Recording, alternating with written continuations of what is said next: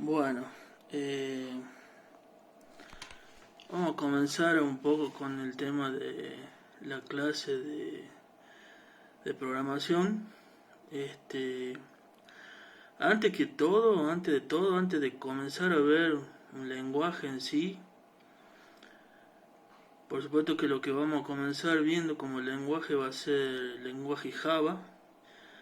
¿Por qué Java? Porque Java es un lenguaje que está orientado mucho a la arquitectura, porque yo te puedo enseñar a programar, no sé, en cualquier otro lenguaje, como hoy lo que se usa mucho es TypeScript, JavaScript, HTML, CSS, pero digamos, yo te puedo enseñar a programar en esos lenguajes, pero cuando te largues para que hagas el desarrollo de alguna aplicación, te vas a quedar ahí con el inicio y no vas a poder avanzar.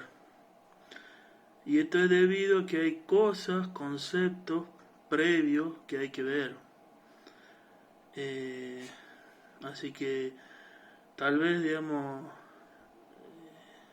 al principio va a haber varias clases en donde vamos a hablar de otras cosas, donde no tienen tan relacionado con la programación, con la informática, bueno, con todo el mundo del software, pero que vos necesitas saber antes de agarrar un lenguaje de programación, ¿sí? Porque yo te puedo enseñar las sentencias del lenguaje, pero cuando te diga te presente un problema que tenés que resolver, no vas a saber para dónde, cómo arrancarlos ni siquiera.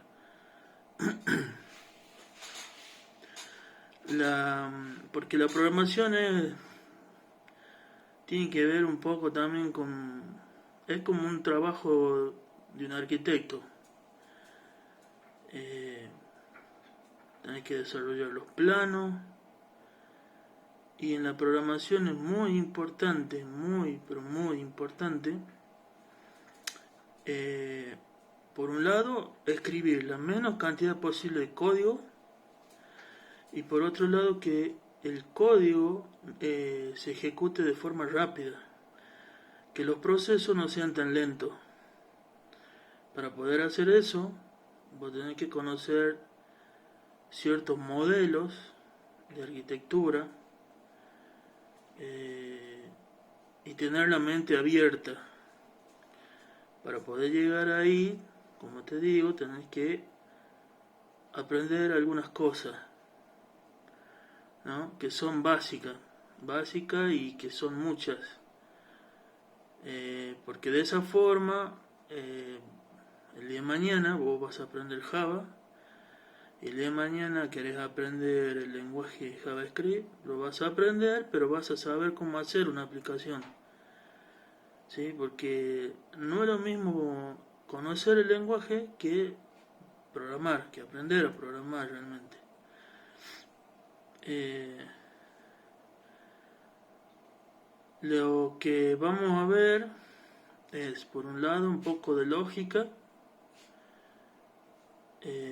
lógica aplicando algo de matemática, en donde vamos a ver el sistema binario, ¿sí? Todas las operaciones aritméticas aplicadas al sistema binario, no al sistema decimal como se ve común, como, digamos, el que usamos normalmente. Nosotros vamos a usar el sistema binario, eh, porque vamos a aprender el sistema binario y la lógica.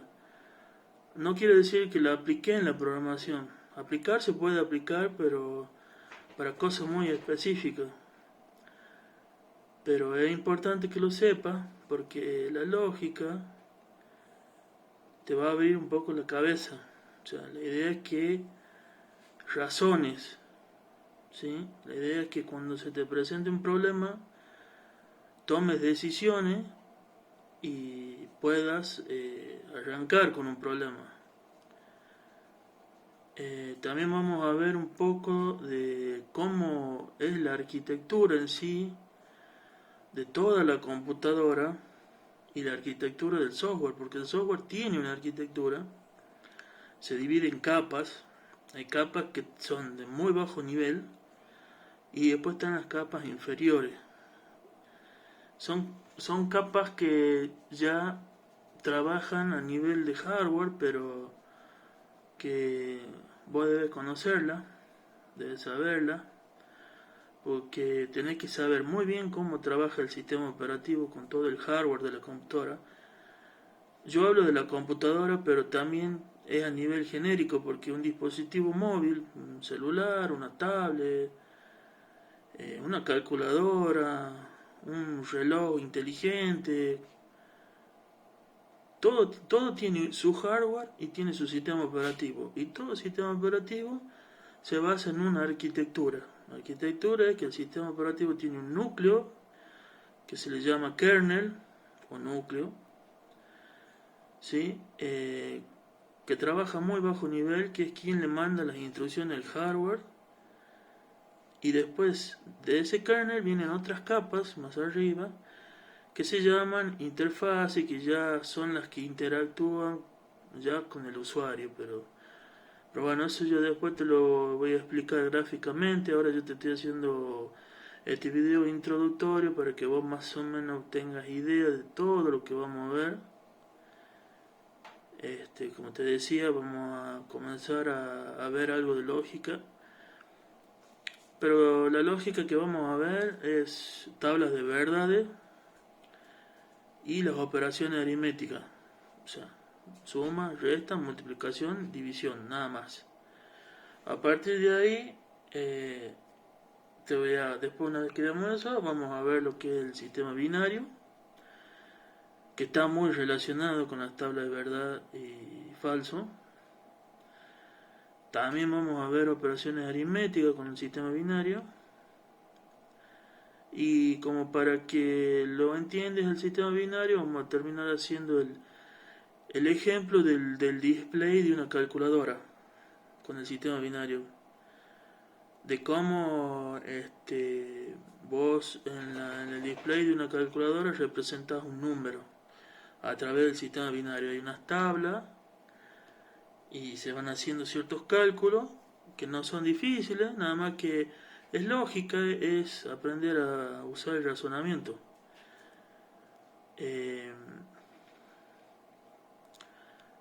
Una vez que veamos, ya tengas más o menos, sepas lo que es el sistema binario, cómo se usa y cómo se lo emplea, vamos a comenzar a ver lo que te dije anteriormente, la arquitectura, de cómo es la arquitectura del software, cómo es un sistema operativo, cómo son las capas que tiene el sistema operativo, por qué es importante el sistema operativo, cómo el sistema operativo interactúa con el hardware y cómo tus programas, tus aplicaciones, ya sea para dispositivos móviles, para una computadora, una página web que vos desarrolles, interactúa con el sistema operativo, porque todas tus aplicaciones que vos desarrolles van a interactuar con el sistema operativo. Ahí vamos a ver lo que son compiladores, lo que son lo que es pseudocódigo. También vas a ver un poco lo que es un algoritmo, y ahí vas a comenzar a introducirte un poquito en la programación a través de unos gráficos, ¿no? Que con estos gráficos vos vas a aprender primero a cómo arrancar un problema y cómo tomar decisiones, cómo hacer que tu programa tome decisiones.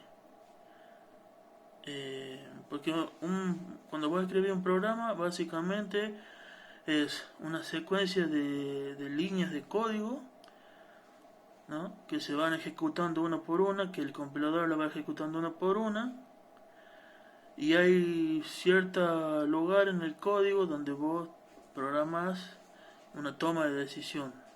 Es decir,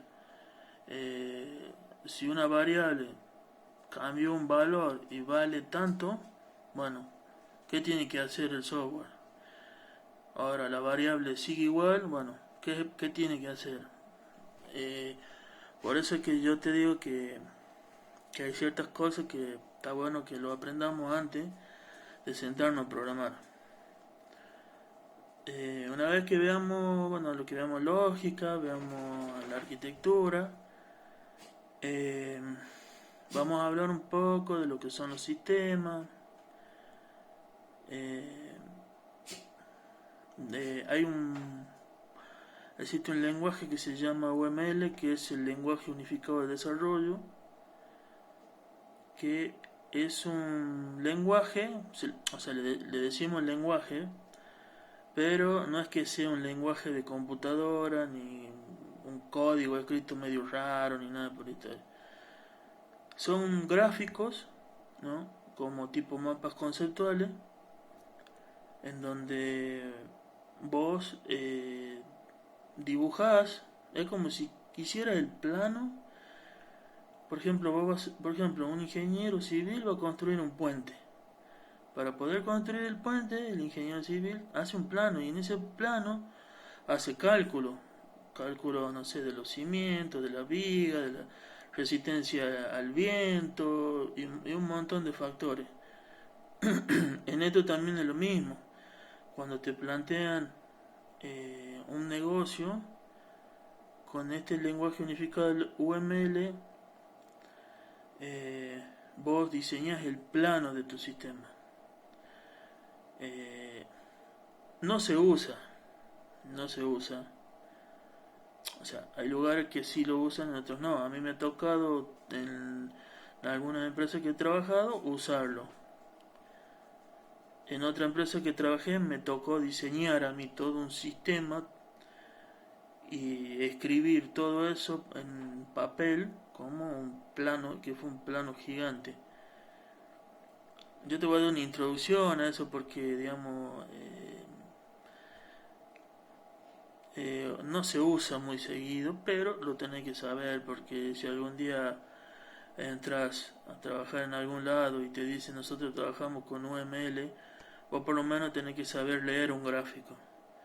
No es que vos como programador, no es que vas a hacer esos planos, porque esos planos lo hace un ingeniero, lo hace un analista que está preparado para eso.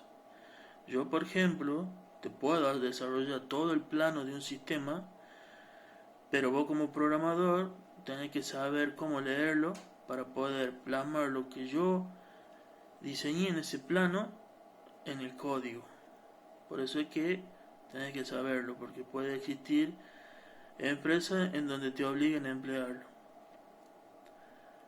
Una vez que veas eso, vamos a entrar a estudiar los algoritmos y los paradigmas. ¿Qué es esto, digamos, cuando hablo de paradigma? El paradigma es cuando significa abstraer lo del mundo real hacia la computadora. O sea, por ejemplo, representar una persona del mundo real en el código fuente. ¿Sí?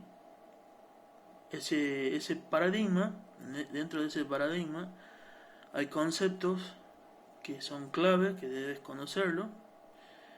Por ejemplo, lo que es una clase, lo que es una instancia de una clase, lo que es un objeto, lo que es la herencia, el polimorfismo, la sobrecarga, lo que son los atributos, lo que son los métodos. ¿Sí? No es algo muy complicado, pero eso sí debes saberlo vos como programador, porque el día de mañana cuando te sentes a programar, y sobre todo en lenguaje Java, tenés que saber programar con clase y saber instanciar objetos, saber hacer herencia, saber hacer polimorfismo, porque cuando yo empecé todo este video te hablé de que el código tiene que ser un código que tiene que tener una buena arquitectura, en donde el código sea legible, para que el día de mañana otra persona, otro programador, agarre tu código y tenga que hacer alguna modificación, le sea fácil leer ese código que vos escribiste. Por otro lado, el código vos tenés que escribir la menos cantidad posible de código y que ese código se ejecute de forma rápida. Eso cuesta mucho hacerlo y eso se hace mucho con experiencia, ¿sí? Hay técnicas que van que con el tiempo, a medida que vos vayas programando, te vas a ir dando cuenta. Eh, entonces, una vez que vos sepas toda esta parte del paradigma, que se llama paradigma orientado a objeto, ahí sí recién vamos a poder comenzar a construir clases en Java y vas a comenzar a entrar al lenguaje Java.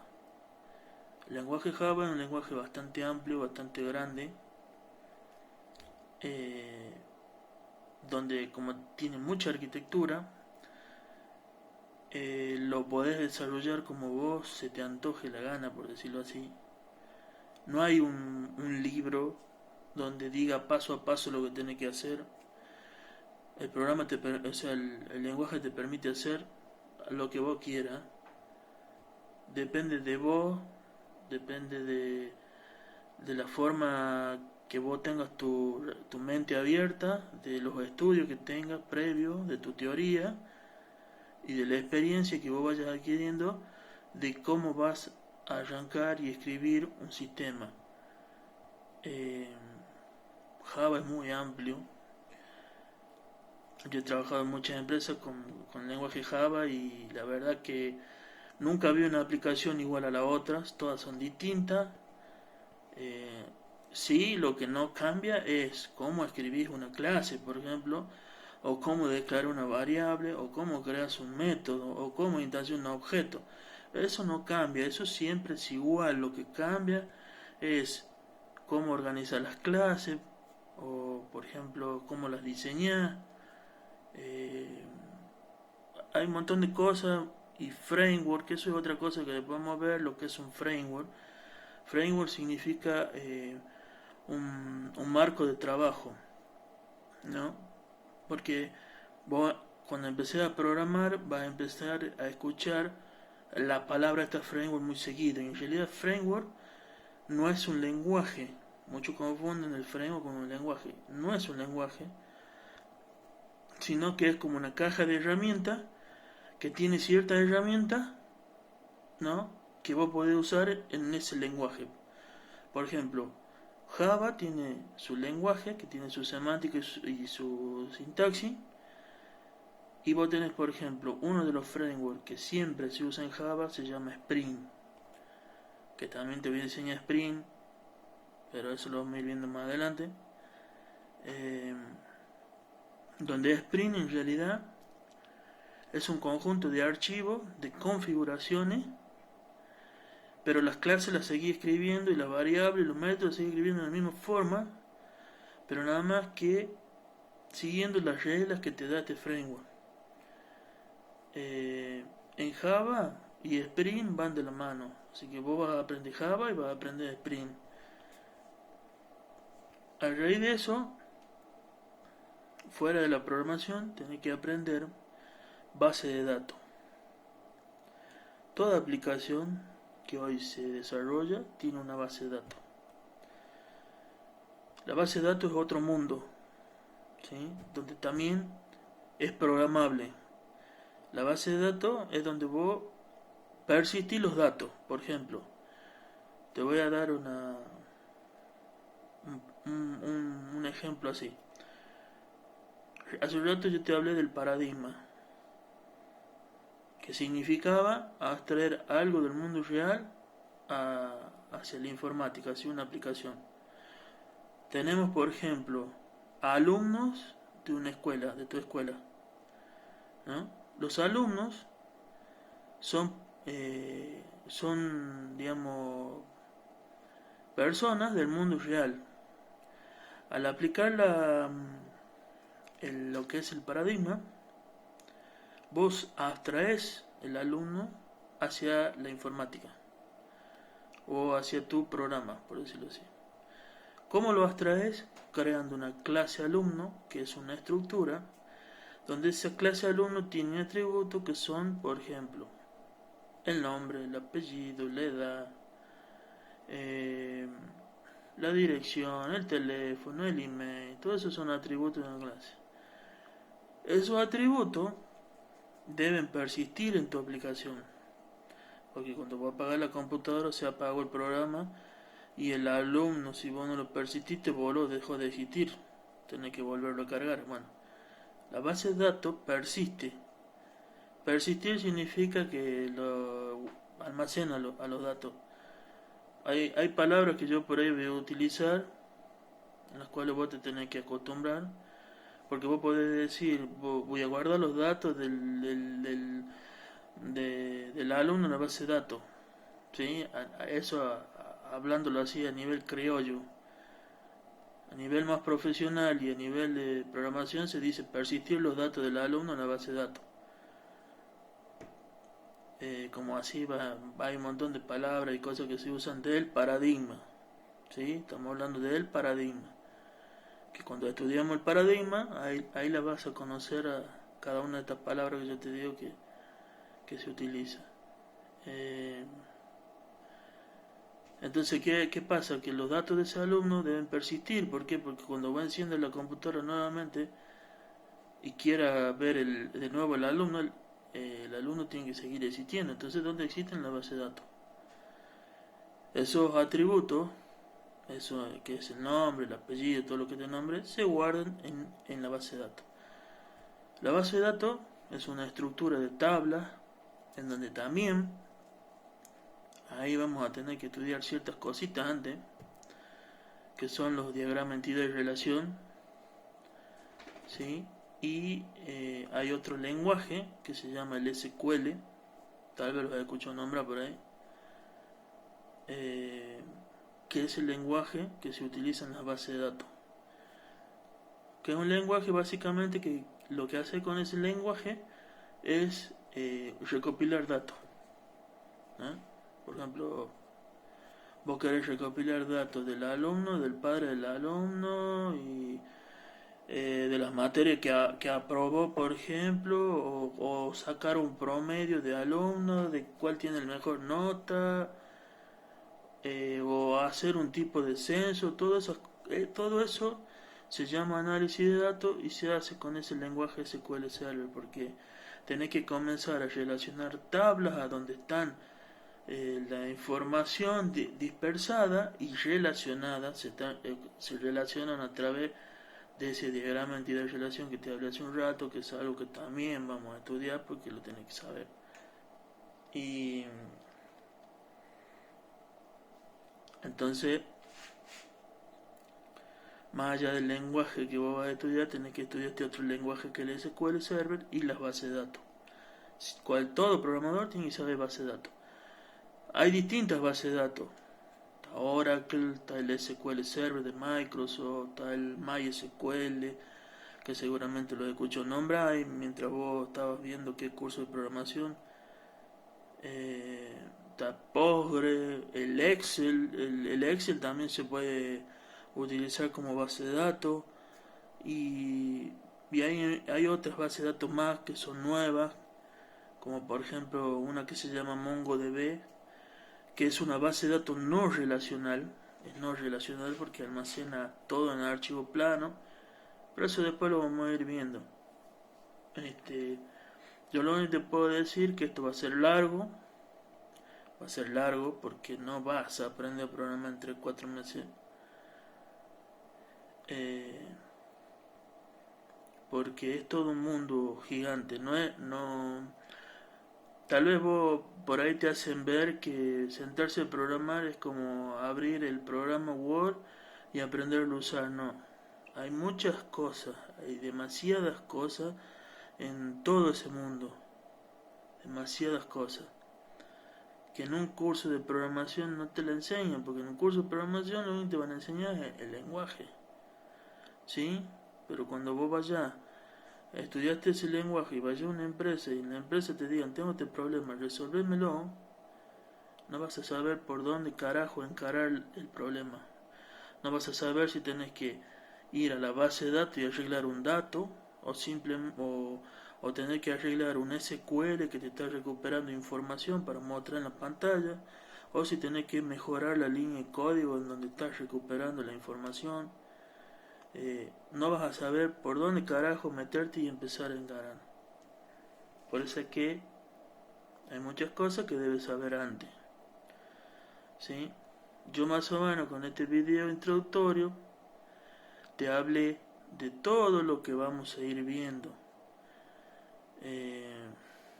Ahora yo después te voy a hacer un video donde vamos a comenzar a ver la lógica, o te hago un video, sí, vamos a hacer un video, pero lo ideal sería que hagamos como una clase entre los dos, en donde yo te muestre cómo hacer una tabla verdadera falsa, las operaciones aritméticas, y ver algunos ejercicios, ver el sistema binario, y vos después tomarte un par de días para investigar, estudiar, porque otra cosa que tenés que saber es que en la programación también, como te digo, no hay un manual, no existe un manual que te dice cómo hacer las cosas. Vos lo único que tenés que tener en tu cabeza es conocimiento, tener el conocimiento de todas las herramientas que vas a utilizar, pero quien define y hace el programa sos vos, ¿sí? Por eso no hay un manual que te diga, a ver, escribime una pantalla para mostrar todos los alumnos que tengo en el año 2020. No hay un manual que te va diciendo, escribí esta línea de código, crea esta tabla en la base de datos. No, no existe eso, no hay. Con tus conocimientos vos vas a tener que crear la base, crear la tabla, crear el SQL, crear la línea del programa, compilar, ejecutar y ver que funcione. Cómo escribas vos el lenguaje, eso depende de vos. Y qué tan rápido puede hacer el programa, depende de vos. Por eso te digo que antes hay que aprender un montón de cosas. Porque, digamos, una empresa hoy te va a contratar si vos le decís sé usar PHP. Va a ir una entrevista de técnica y te van a decir, a ver, ¿cómo se escribe? No sé, a ver, ¿para qué sirve esta función en PHP? Y bueno, como vos la tenés estudiada, va a decir, esta función en PHP sirve para esto. Bien, ¿y esta otra función para qué sirve? Y sirve para esta otra. Bueno, listo, entra a trabajar. Te pongo este problema. No lo vas a saber cómo arrancar el problema. Que es lo que le pasa a muchos hoy.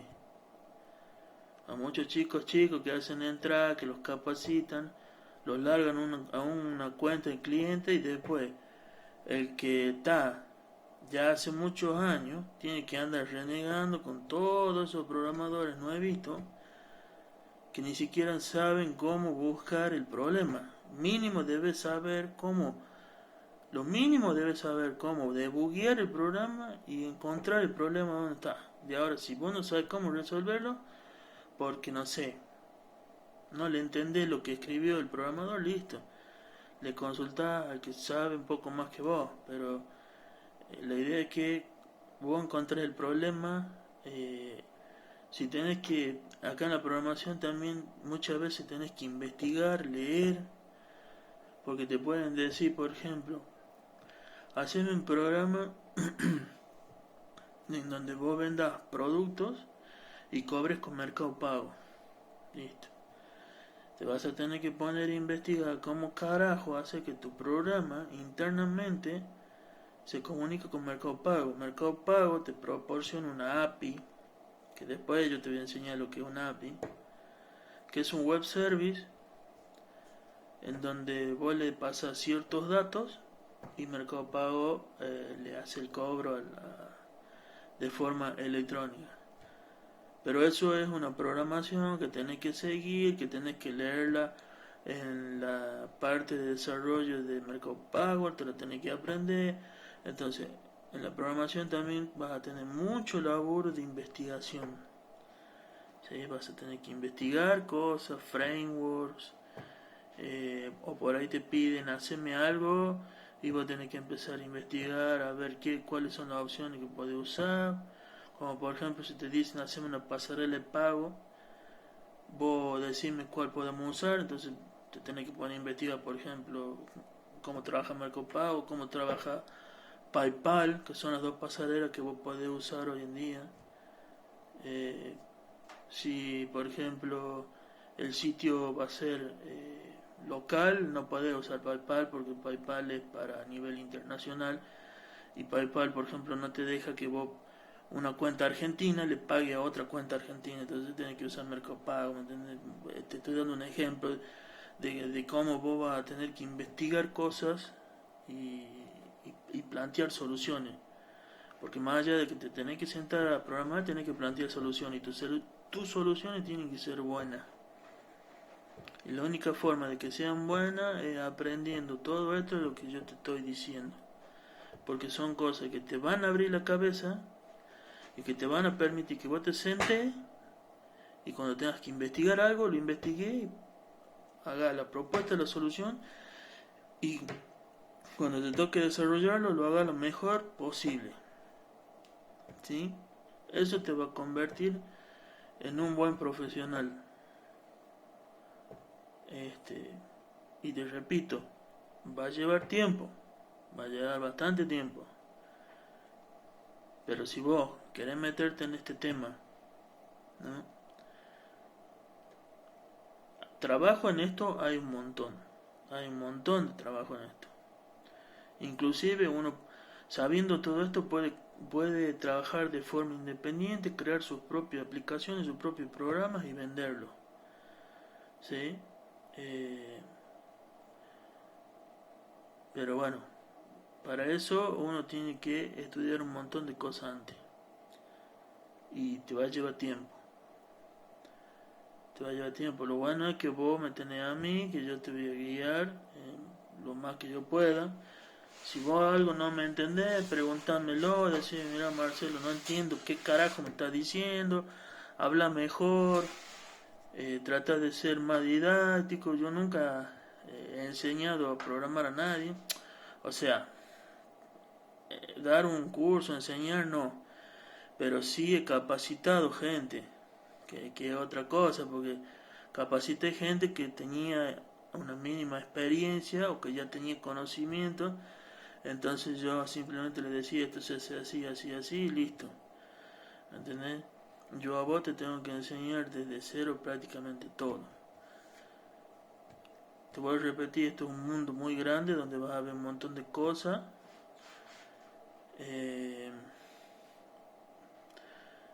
Y a mí por lo menos me gusta. Me encanta a mí esto. Como yo te dije, a mí lo que me molesta por ahí es renegar con las personas. Te va a tocar renegar con personas porque te va a cruzar con cada pelotudo. Porque la realidad, te vas a encontrar con cada pelotudo que te va a hacer 20 millones de veces la misma pregunta y no te va a entender y vos le vas a tener que hacer entender de alguna forma. Y llega un punto que te calentás, pero bueno, es como todo.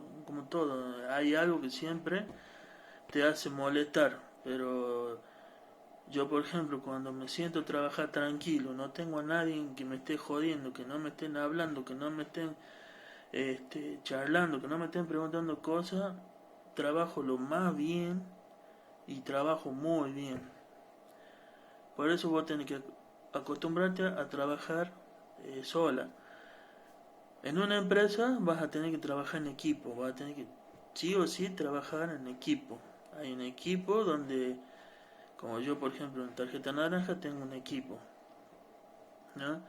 Donde hay una persona que nos da las tareas, después hay 2 o 3 programadores y hay otra persona que realiza las pruebas. Generalmente vos te agarrás siempre con el que hace las pruebas. El que hace las pruebas es una jana. Es una jana en tu vida. Porque primero le tenés que estar enseñando cómo usar la aplicación. Una vez que terminó de aprender la aplicación, el tipo te va a buscar de romperte el sistema, de encontrarte todas las fallas y obviamente de pasártela para que la arregle. Después hay otro tipo de persona que también que hace testing, que prueba las cosas a media y que te dice está listo Y cuando el sistema sale a producción empieza a fallar y tirarse pedo por todos lados. Y ahí vienen las puteadas.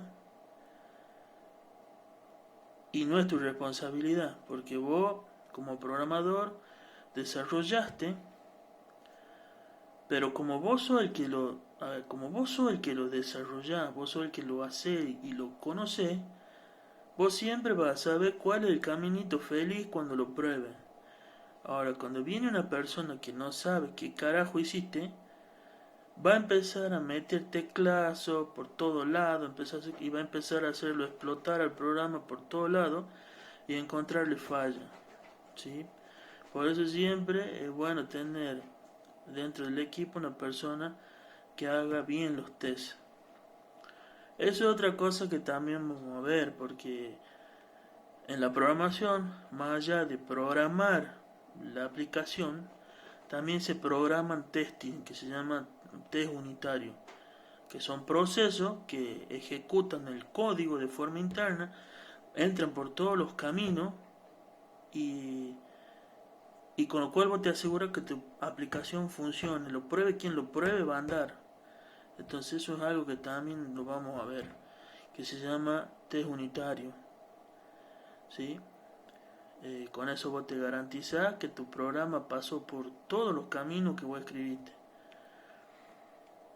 Después de eso, después de que el tema de programación y eso, hay metodología de trabajo en donde que se utiliza, más que todo cuando se trabaja en equipo, que por ejemplo la más usada de todas es la Scrum.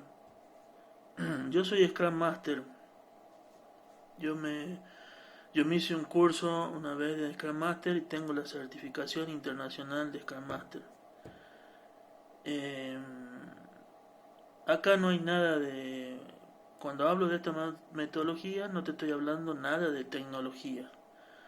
Es una metodología de trabajo que se aplica en cualquier parte, en cualquier tipo de trabajo. Lo podés aplicar hasta en tu escuela, en la municipalidad, en cualquier tipo de trabajo se aplica Scrum Master, la metodología de Scrum. ¿Sí? Pero vos la tenés que aprender porque el día de mañana cuando vas a entrar a trabajar en una empresa te van a hacer trabajar con Scrum, porque hoy todas las empresas trabajan con Scrum, ¿sí? Es simplemente la metodología, nada más. ¿En qué consiste la metodología? En reuniones, en aprender a trabajar con objetivos, ¿sí?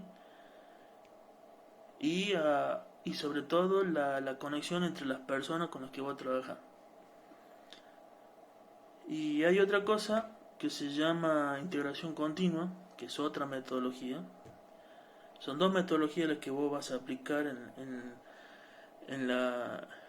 cuando vos trabajes en alguna empresa. Una es Scrum y la otra se llama la integración continua.